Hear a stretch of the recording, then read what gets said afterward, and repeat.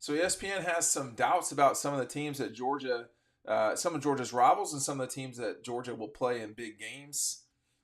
Are they right about some of these? Here's what they had to say about Alabama and their coach, Kalen DeBoer. DeBoer just took UW to the national title game in only his second year, 2 seasons after the team went 4-8. So the designation feels a bit unfair here, saying which coach has the most to prove in 2024. But so are Alabama's expectations after Nick Saban's historic tenure. If the college football playoff remained at 4 teams, Kellen DeBoer could miss them during the transition year, and be given somewhat of a pass. But Alabama expects to be part of a 12-team field every year, and if DeBoer falls short, the pressure and comparisons to Saban will be reaching nauseating levels in Tuscaloosa. That's from Adam Rittenberg. Nauseating in Tuscaloosa. I think there's been a lot of nausea in Tuscaloosa these days. Look, Alabama is not going to miss a 12-team playoff. That is just hard for me to wrap my head around right now. There's too many good players there. This guy is a good coach. They're not just going to fall on their face. They're just not going to be what they've been. And newsflash, they've not been what we've been used to at Alabama. And that's not Kalen DeBoer's fault. Now, he's going to have to take what they've got and work with it. So we're not talking about a situation here where, it's all good. Nick's got it rolling. We know, they had issues coming into 2024, no matter if Nick was their head coach or not. Quarterback is up and down, I think is a nice way to put it. Now you've lost some really good receivers. You've lost your best player on defense in Downs going to Ohio State. Your running back situation, I think Haynes is a really good running back, but again, I think the question mark is at receiver and quarterback, and I don't know necessarily how Kalen DeBoer's system puts Michael Penix in Tuscaloosa. So that's problematic to be sure. But I think the notion that they would not get in the 12-team playoff, I will have to see them not get into a 12-team playoff to believe it. I just don't think that's going to happen. So I think the real issue for Bama is that they're not going to be playing for the national championship as often as they were used to under Nick Saban. That will be challenging for sure.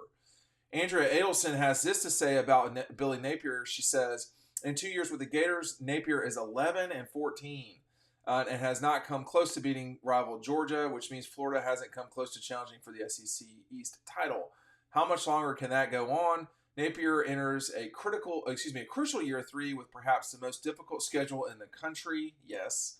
Opening against rival Miami, while also having to play Tennessee, the Dogs, A&M, LSU, Ole Miss, and Texas in the SEC schedule.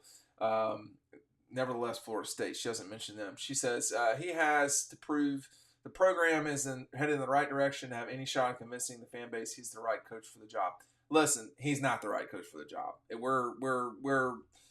We're too far gone in this thing. Dan Mullen took up a disastrous situation under Jim McElwain, turned it around immediately, and then 2 years later won the East.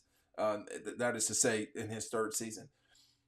Billy Napier's not playing for the SEC championship in 2024. That's not happening. So what I think would be a very good scenario for Florida is go something like 7-5, 8-4 would be unbelievable with losses to like Georgia. I don't know, other people.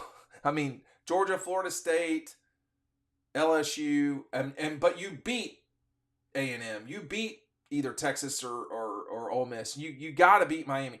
If they lose to Miami to open the season, you could see a replacement for Billy Napier the day after the Georgia game. That's completely possible and plausible. I don't think that's out of the question at all. It is bad down there right now. Now, I don't know. So there's another problem here, okay, which is that you've got a situation, an athletic director who is not real popular either. So I don't know that Billy Napier will be fired before Scott Strickland's fired. The number one way to get yourself in trouble as an athletic director is to make a hire that does not work in football. You get a mulligan a little bit, but it's just not going well down there, generally speaking. And I think that, Billy's not the right guy. It's not working.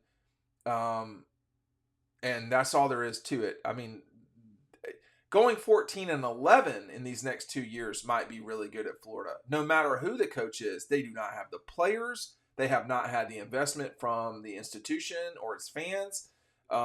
Florida fans are, I would say, abnormally fickle, and they had a great run for 20 years with Steve Spurrier and starting in 1990 until the 2009 season when Urban checked out because of health. Well, he checked out and checked back in and then left them in a slog in 2010 after the 2010 season. And they had some pretty rough years in between there. But not like they've had this last decade. I mean, Urban left that place a mess. Will Muschamp tried to get it rolling. That didn't work out. Then you had, McElwain, which that to me was as much McElwain as it was anything. But that was a mess. And then Dan Mullen, listen, Dan did a good job. He is probably the third best Florida coach in the history of the school. Perhaps third, maybe fourth. It depends on where you feel with some of the guys from the 80s and the 70s. But, I mean, but the problem was at the end of Dan's time there, it was like, we got to fire this guy. This is not working. We got to fire him. Well, why is it that at the end of everybody's tenure, it feels like we're in this position at Florida and it just keeps turning over? I mean, if the Gators fire Billy Napier, which I fully expect them to do, this will be, McElwain, Dan, Billy, this will be the fourth coach in 10 years that Kirby Smart will have faced as head coach at Georgia. He will, in a 10-year period, he will have faced 4 different coaches at Florida. I mean, that's not just the coaches. That's the athletic director. That's the institution. That's a problem. And, that down there, that's an institutional problem in my opinion. Ryan Day. Here's what Bill Conley, one of the few people that we really listen to and read over there. Here's what Bill Conley has to say. He says, few schools have signed a more high upside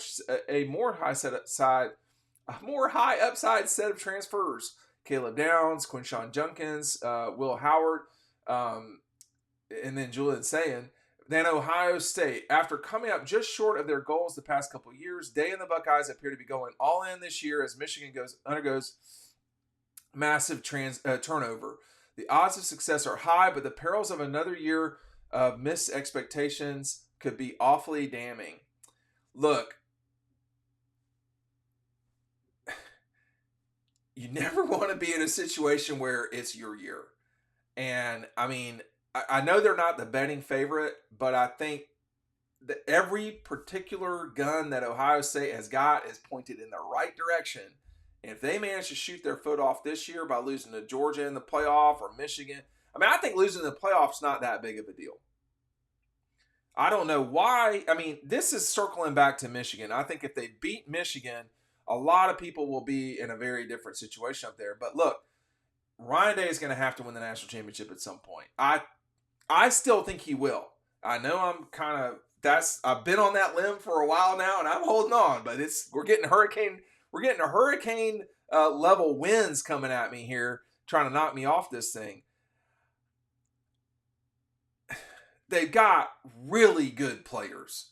I mean, Caleb Downs, Quinshawn Junkins, those guys are exceptionally good players. Junkins, Georgia handled him, if you want to call it that. He didn't run for 200 yards. They handled him when he played in Athens. But, after a while, you got a lot of really good players. I do wonder what will happen with Will Howard. I think he is a good player. I don't know if he is what they've had in the past. I think he's similar to what they had last year. That's maybe not great. He performed at Kansas State for sure, but the level of play is going to be different than in the Big 12 in the college football playoff, for sure. But you know, he had some really excellent games for sure, and then he had some games where he had to gut it out. But my worry for Ohio State is Will Howard. Now, well, my worry for Ohio State is not having an elite quarterback. I mean, you know, you've seen Justin be there. You saw, oh my gosh, C.J. Stroud, who is exceptional. I mean, they've been really good with really good quarterbacks. You know, without really good quarterbacks, stop me if you've heard this before, they've not been unbelievable. So I think it's all those things at once that concern me about where Ohio State is headed. But everything around the quarterback is really good. But they cannot slip up and lose to Michigan again. The other question is for Ohio State is, with Oregon coming to this deal, is Oregon the best team in the Big Ten? Yeah, I don't know.